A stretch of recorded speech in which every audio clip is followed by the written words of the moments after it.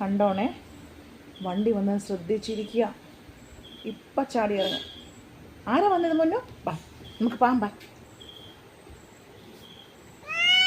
ആ കണ്ടോ, അവനറിയാം. ചെല്ല്, ബാ ബായോ, ബാ.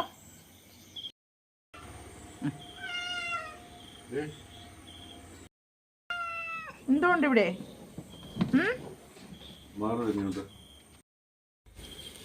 ബാ